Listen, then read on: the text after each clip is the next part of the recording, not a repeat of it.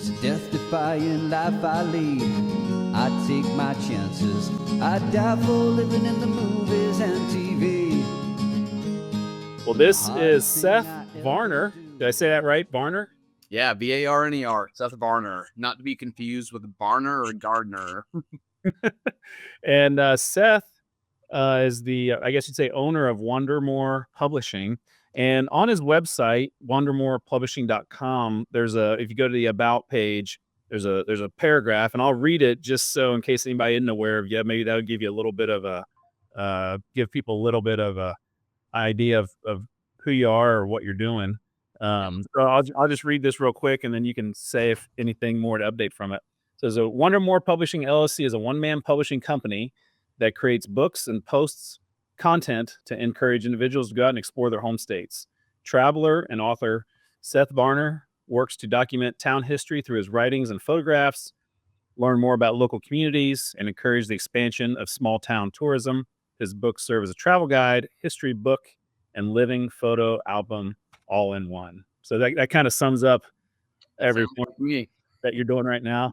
And, I came across your stuff on Facebook. You have a huge Facebook following. And if you keep reading on your website, it talks a little more about the history of how you got started.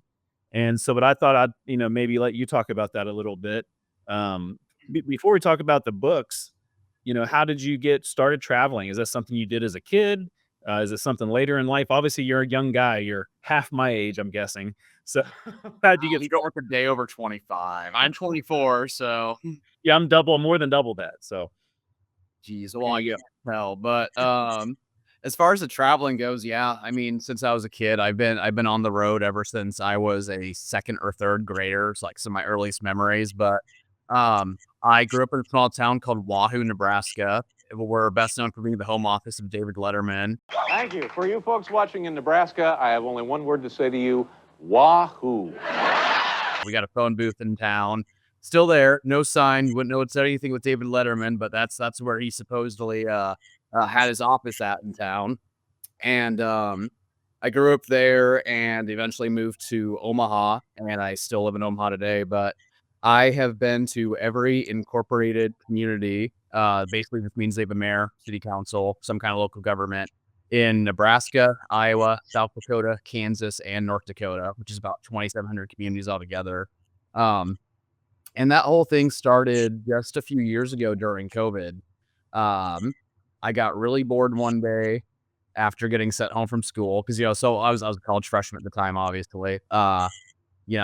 Freshman in school, I'm going to class. It's like I'm getting used to this whole college thing. My first taste of freedom, then bam, COVID. Like, said back home to Wahoo, nothing to enjoy but the telephone booth and Dairy Queen. And I recruited a buddy at one point. I was like, hey, like, I have this idea where maybe we can make something out of nothing summer and go visit like every single town in Nebraska.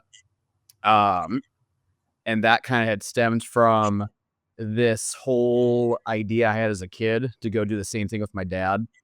He had then been doing a family tree project and taking me around to all the sites like near Wahoo, like Butler County, Seward County, some of those places. And while Dad was taking pictures of cemeteries and churches and other family related things, little third grade me was taking pictures of water towers and population signs and a Walmart that was green for some reason, and just like whatever caught my eye as a kid. So we went to like 30 towns, and I told my dad at that time, like, hey, Dad, we should go visit every town in the state.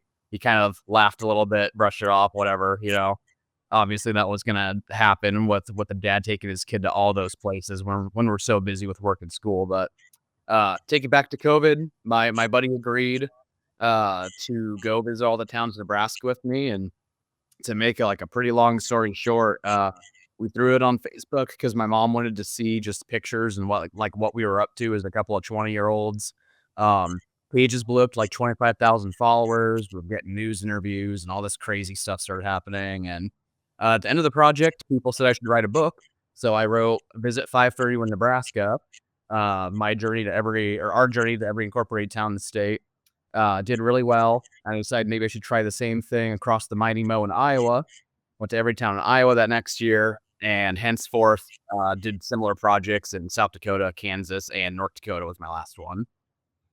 Awesome. And 531, obviously, that's how many towns there are in Nebraska. Yes, incorporated town. So there's a slew of ghost towns and stuff too, but I wanted to give myself some kind of parameter because it's like, as you know, it's like, you could count an old post office site as a town technically. Like at one point it was a functioning society, and now maybe it's a cornfield. But Yeah, we go through a lot of that here, and the connections are pretty interesting with this channel because you mentioned incorporated towns, and probably the most popular videos on my channel, I've done the 10 smallest towns currently in a state. And so I did Kansas, I've done Nebraska, I've done Iowa, I've done some of those states too. you've been to like Monowai and Beaconsfield. Absolutely. I interviewed the one resident of Monowai, Nebraska. She's awesome, isn't she? Yeah. That was really awesome. And but in the comments of those videos, and like I said, you'll understand this better than anybody. There are people that will start saying, "Well, what about this? And what about this?" I'm like, "Well, those are unincorporated towns, or they're ghost towns, or something like that." And people don't realize what an actual incorporated town means, because you mentioned earlier about a mayor or a city council or something like that. And so I think that is an interesting, certainly a parameter of that is interesting. And the other thing is that I started this channel because of COVID as well. And I wouldn't. yeah, Uh, I coach track and field at Wichita State. I'm in my track office. Go Shockers.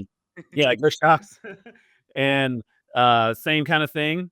Our season was canceled, so I work at a university, so I know what you were talking about when we had freshmen here that were on the track team, and so the season got canceled, and I travel all the time, kind of just even for just leisure before the channel. And a buddy said, "Well, why don't you put your videos that you make for your friends on Facebook, once you put them on YouTube?" And that was the start of the thing too. So I had a friend that was a big part of that as well, and we're actually still working together on the channel. So there's a lot of connections. That's pretty awesome. So the Facebook thing is pretty interesting, of how many people seem to follow you. You have pages for all these different states, and you have It's crazy. I kind of regret not just keeping it to one page because I have 7 pages in one group that I started this. Actually, 2 days ago, I started the group, and cumulatively, I think it's around 175,000 odd people. And I'm sure there's lots of overlap in there too. But Facebook's a whole different world because it's a lot of, it's everyone knows the social media things. It's like Facebook is kind of your one-stop shop, maybe for like the older generation. You got TikTok, which is usually people like my age are on there, and it's a different dynamic between platforms for sure. But I like Facebook because it lets me share hundreds of photos within a small amount of time, and kind of lets people share them amongst their friends or in groups. Or So are you on other social media, or is Facebook the main thing that you're on? I'm exclusively Facebook. I've considered YouTube. I had a Minecraft YouTube channel as a kid, so I had the aspirations, and I had like 1,000 subs on that when I was younger. So I wasn't doing too bad, but just real life hit with high school, and I got busy. And glad now I though. think a podcast would be, you could probably do some interesting podcasts.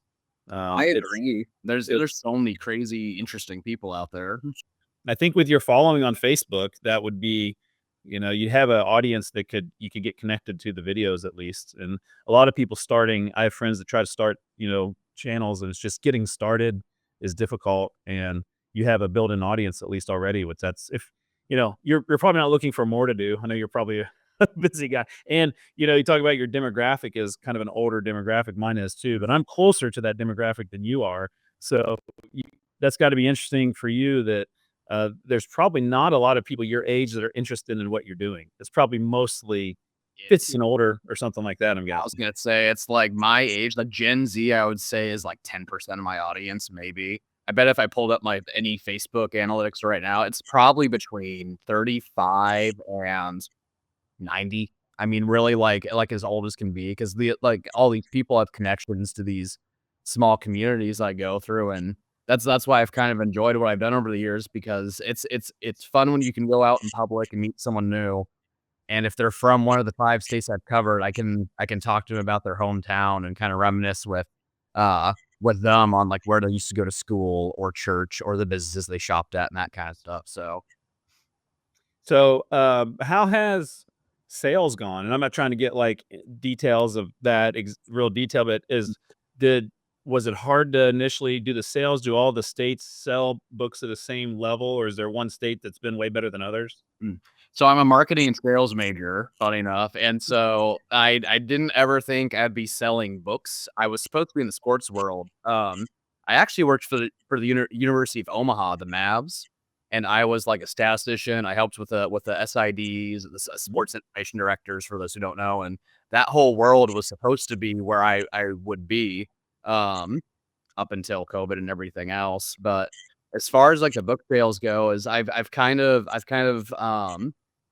devised like a formula, I guess, if that makes sense. It's like a lot of that entails basically like I go through the states visiting everything. I share my history and photos to Facebook for free. I just let people kind of do their own thing with them and just enjoy the content. And then I'll write the book at the same time and kind of put that together.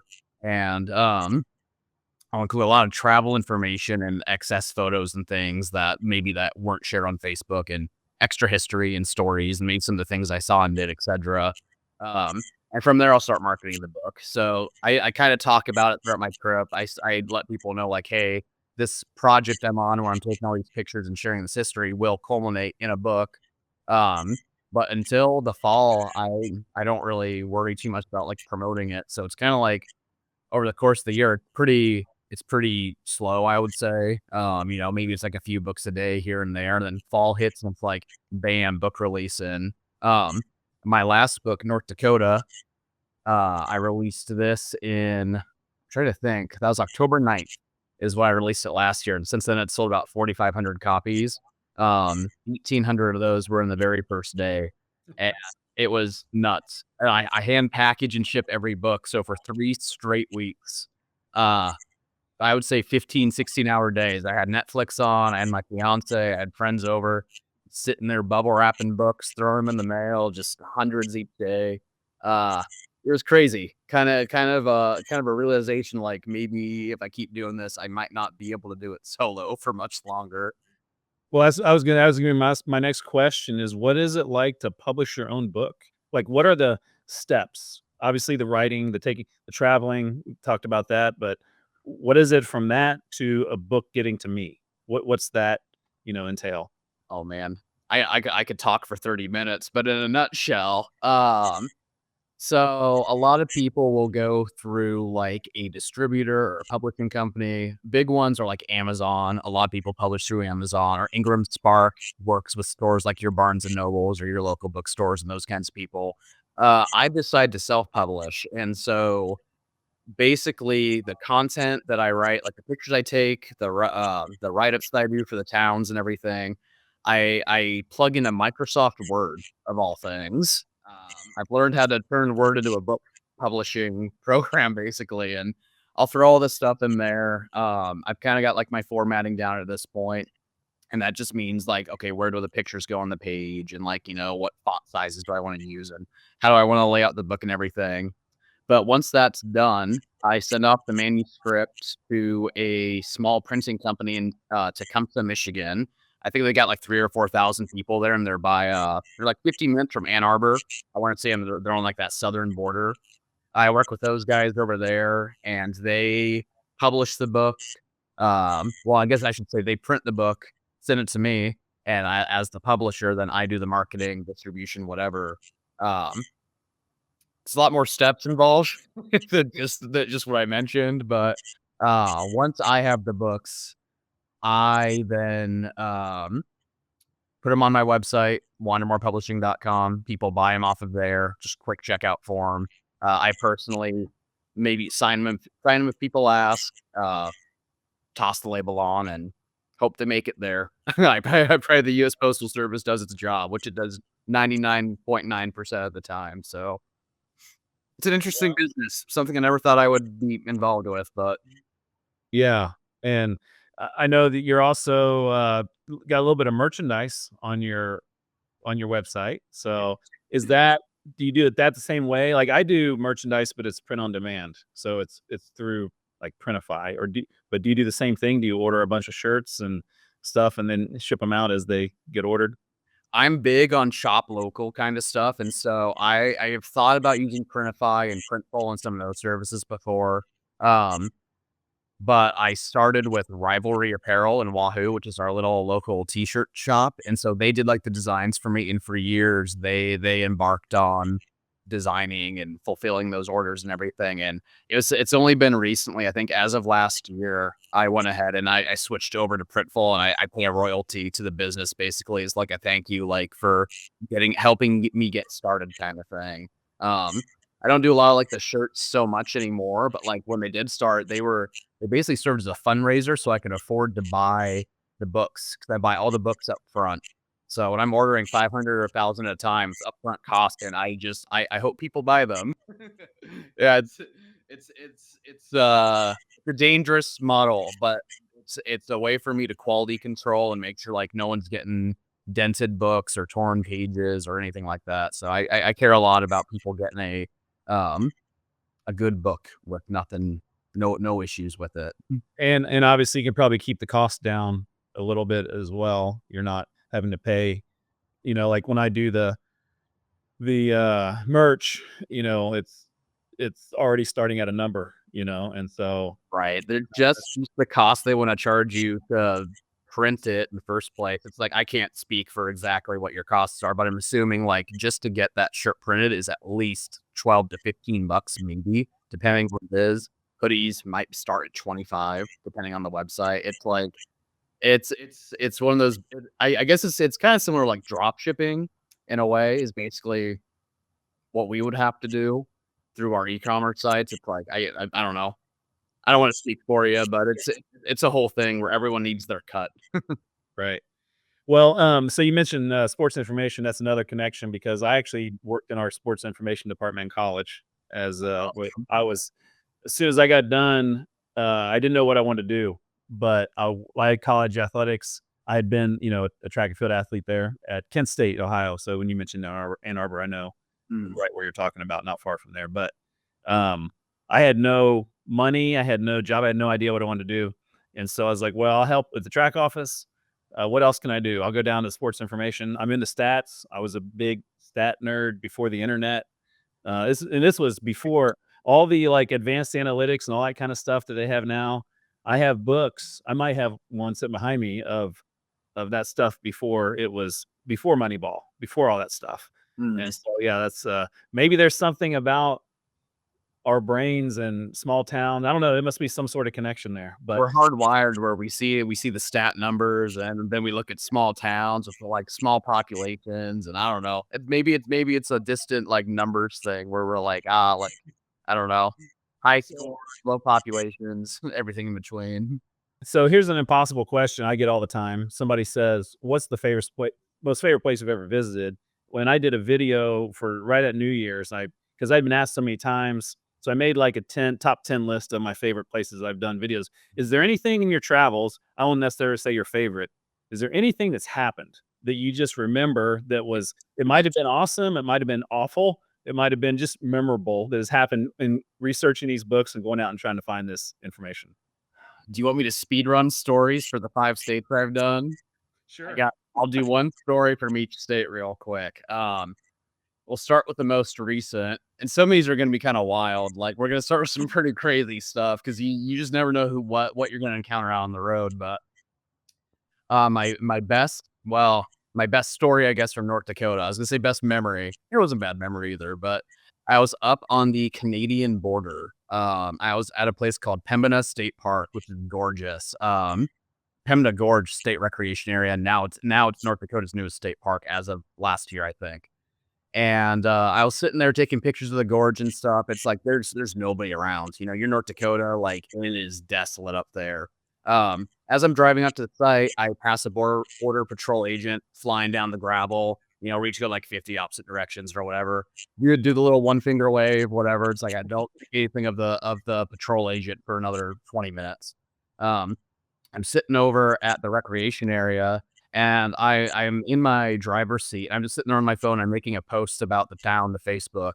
And I see dust coming up the side road. I'm like, oh, like that's crazy. Someone else is coming out here at the same time.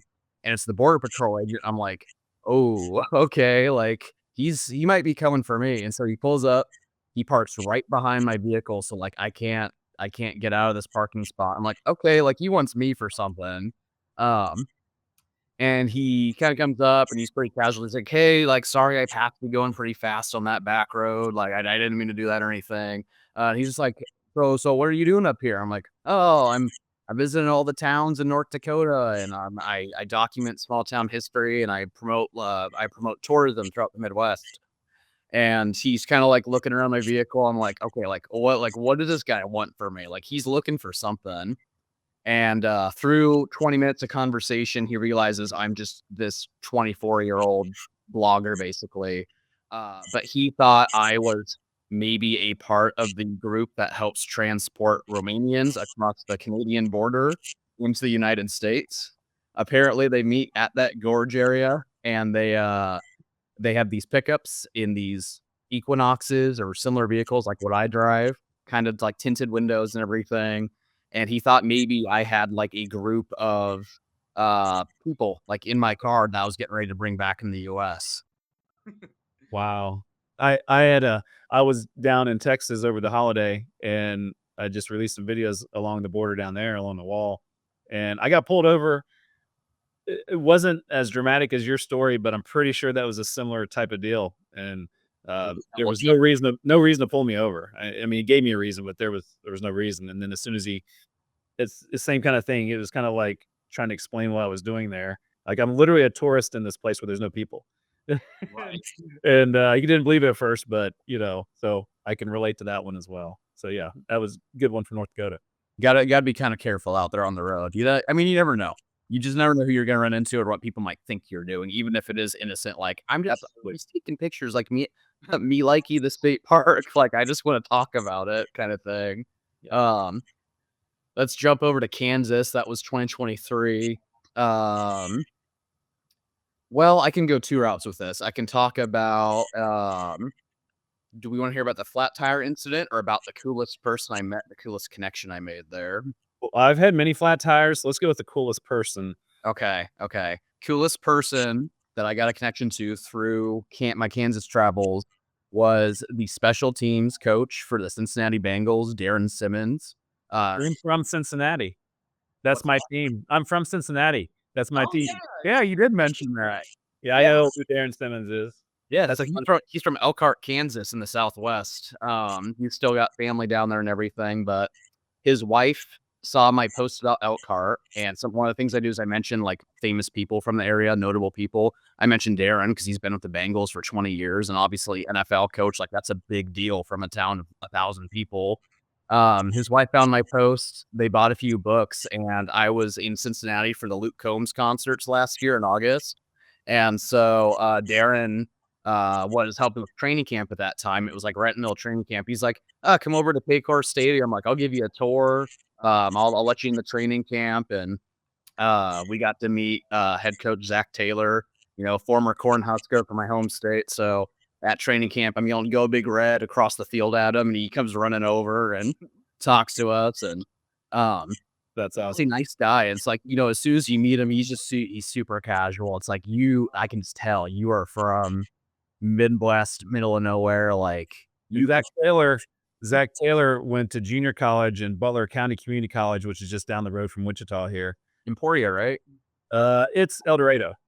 Yeah. I know he was one of those two on that. It's like 30 minutes from Wichita, 30 minutes from Emporia. Yeah. So he's and our cross country coach here, he was the Butler County coach at the time, and he had Zach in one of his classes, and has funny stories about that. So yeah, but cool. That's a good one. That's a Kansas and Cincinnati. That wraps them up. Both of my pretty much. So we're going to keep buying more and more here from the sounds of it. Man, yes, Darren was cool. I'm trying to think. South Dakota, that was my 2022 project. I in one day I got to hold a live baby alligator. Didn't lose any fingers. We got all 10, and I got to fly a biplane for 2 minutes.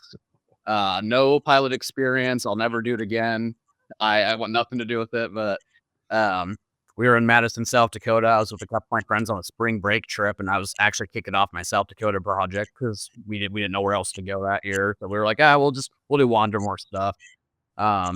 And the Madison airport there, they're like, yeah, we'll put you in a plane with one of our students, and you can get some practice, get some flight hours, and he let me take over the rudders and everything, and I was bobbing up and down over Lake Madison, South Dakota, and very, very scary. And same day went over to Abby Normal's Museum of the Strange in Harrisburg, South Dakota, just outside of Sioux Falls, and kind of like a quirky shop, or just like kind of like the weird like the mythical creatures type shops. I don't know if you've been to one in Cochard City, Kansas, Igor's Curiosities, very similar to like that place. Home of the largest ball of twine. Exactly. Same town. They're growing. We can go circle back to that, but they're I think they're renovating like a B&B or something too. There's like a gas station you can stay in. There's a lot of stuff in that town. But anyways, at Abby Normal's, this guy just had baby alligators where you could hold them and get your picture taken. And so there's a bunch of very hesitant pictures where us 22-year-olds are holding this alligator out here, and we're just like trying not to get bit. No duct tape over the mouth or anything. And the guy's just like, just keep your hands away. You'll be fine. Don't drop him. Man, that's interesting that was in South Dakota. Of all places, you wouldn't think you'd be holding alligators and just welcome to fly a plane that someone else's plane who you met 5 minutes ago. That's a YouTube video right there. So heck with these books, you gotta put that YouTube video together. The stories are crazy. I got some footage from that too, but I was trying not to blog and fly at the same time. It's like texting and driving, but 50 times more dangerous. Yeah, probably smart. So what are the states you've published now? So you said North Dakota, South Dakota, Kansas, Iowa, and then Nebraska. And so what's next? What are the next states? Minnesota, I'm going to start in the next couple of weeks here. The weather is interesting right now. I keep checking it every day. It's lows of -4, highs of like 5 degrees. I'm like, we're just going to keep kind of pushing this until that gets me even the 30s or so. So I'm not freezing my fingers off. Wait till the polar bears go back north kind of deal. And there's 856 cities in Minnesota. Not the most I've ever done. Iowa had 939, but I was in college at the time and I had a full-time job, so the visits were a lot more brief. Whereas Minnesota, it's like this is my job now, so I'll get to see and do a lot more. So will you just stay in Minnesota for a long period of time, or will you kind of go back and forth multiple times? It kind of alternates. So I guess for me, a long period is like 7 or 8 days.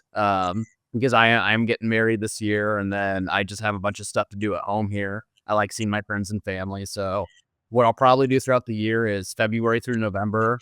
I'll go on one trip up there for 6 to 10 days a month, depending like where I'm going, the size of the cities I'm seeing, that kind of stuff. Come home, kind of regroup, ship out some books, work on my other Facebook blogs, research some history, do another trip 3 weeks later, and just keep repeating that till November. And along the way, I'll write the book, which I've already got. I haven't visited a town yet, and I've probably got like an 1/8 of the book done-ish as far as write-ups go. And I'll kind of fill them in as I meet people. And hopefully the book's out by Christmas, and then starting next year, my fiance might join me for an entire state, and so we're looking towards Montana, which is her favorite. She wants to even move there someday, so it'd be kind of a whole scoping it out. All right, where's the best place to live? Yeah. And Wyoming, we might do a 2-in-1 for the first time ever, just because there's so few incorporated towns. 99 in Wyoming and 200 some in Montana, if I remember right. So when you're planning your trips, how do you figure out your route? Because I sit down, and that's if I'm going to visit the 10 smallest towns in the state, I've got to be the most efficient that I can. But if you're visiting every one of them, how much are you planned out, or how much are you kind of going day by day or something, like, you know what I mean? Are you do you plan it out ahead of time, or do you you've done it enough now that you kind of have a feel of how to do it along the way? So over the years, I've kind of got it down like a science. So I start with these guys, the Rand McNally maps. They're laminated. You can write on them and everything.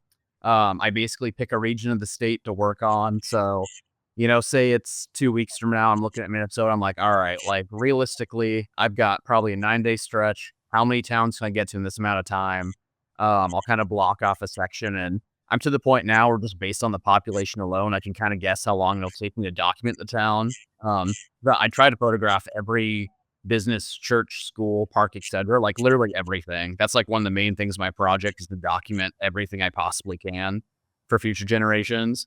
So I guesstimate those times. I throw it on Facebook and ask people like if they want to meet or show me a museum or tour their business or just anything, really anything they want to try to work with me on or show me while I'm in the area. And then I literally schedule out my itineraries like minute by minute. Like I'm guesstimating, but I might say like at 7 a.m., I wake up in Sedan, Kansas, and then I have an hour to photograph. I have 30 minutes to meet with this person, and by 8:30, I need to be on the road to the next town. Whatever that is. I don't think it's like Cedarvale or Chautauqua or I don't know. There's a lot of little.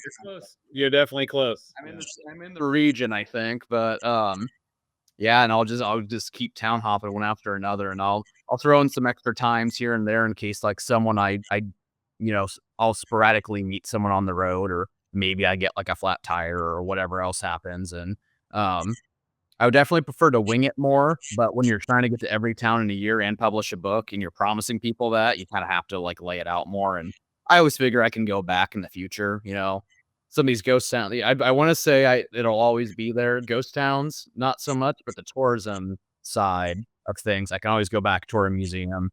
Most restaurants last a decade or two, depending where you're at. The popular ones, I should say, the famous restaurants, but.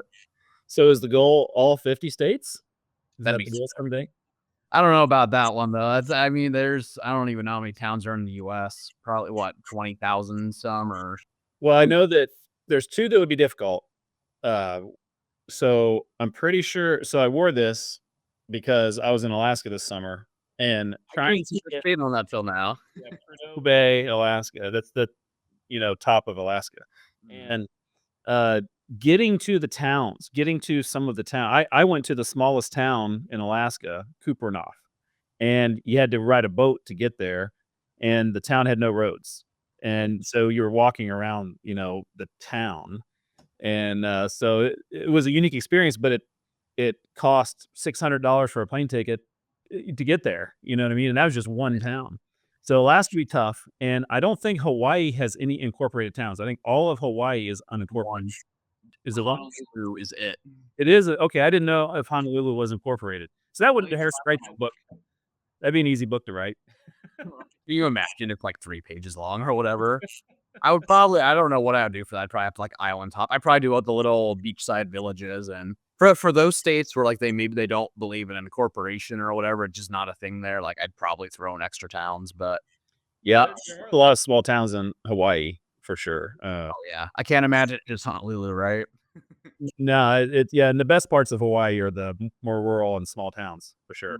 So, but speaking of your books, obviously you wrote about Kansas, and we're gonna I always try to do something for people that make it all the way to the end of the video, and I'll have outtakes or something stupid, funny at the end of the video. And in this one, so I'm gonna have one of your Kansas books. There it is, and 29 pages. I don't know if the thickness of that compared to like a phone, but so I'm gonna have one of Seth's books, and he graciously signed it, and I'm gonna sign it. We're gonna give it away to a viewer. And so here's how you get the book. Here's how you win the book. So I need you to tell me why the book is going to be valuable to you. What you're going to use it for. You can, and the best story wins. And you can send me a message on Facebook. You can send me a message on Instagram or on Patreon or wherever. You can email it to me, wherever, you can find me. And so I'll read through those. I'll take a week or two, start sending in your stories about why you would use the Wandermore, Kansas book, why it would be good for you. And then Seth graciously is going to have a deal for anybody that wants to buy books in the future. Marketing and sales guy. I just got to do it. It's in my blood. So I've got 50 different things you can use the Kansas book for. I just made a big list. Those are on my Facebook pages, Wandermore in Kansas. Literally, my pages are the name of my books. Really easy to find. But they started the history book, travel guide, and kind of living photo album all in one. So we could do anything from genealogy research to using them as a travel guide and finding restaurants and unique boutique hotels and those kinds of things to stay in. A little bit of everything. You can even do an armchair tour, and you can scan these QR codes in the back where I've uploaded 50,000 pictures of my travels throughout Kansas. And you can basically sit there and scroll through, and it's like you're in each individual community. So you can use it as a literal travel guide or a figurative one, depending on what your style is. But anyone who wants any of the 5 books on my website can use code WISEGUY for 10% off. And I'm assuming this video is going to be on YouTube forever. So if you're watching this 5 years from now and, Wandermore still exists, he's still uploading everything, that code's good forever as far as I'm concerned. So Awesome. Well, thank you very much. And hopefully people will go and follow you. If they don't follow you already, Facebook obviously is the place to follow you, your website, and buy a book, buy a t-shirt, and support him. Maybe mention on Facebook you watched the video here, and some more people can see the video. And they see pictures and they see your typing, but maybe they don't hear you talk as much. So this will be hopefully a unique experience for your hundreds of thousands of followers. very rare they get a video or any audio out of me unless they're listening to a 5-minute radio clip or something. It's relatively rare. So I'm a very real person. There is somebody behind all the stuff on Facebook. Well, I'm ready to help you with your YouTube channel whenever you want to get started. So just let me know. I invested in a couple of tripods. I've got like a GoPro. Like I got the equipment. I just need to do it one of these days. Awesome. Well, hey, thanks for taking the time. Seth Varner, Wandermore Publishing, is got some awesome stuff.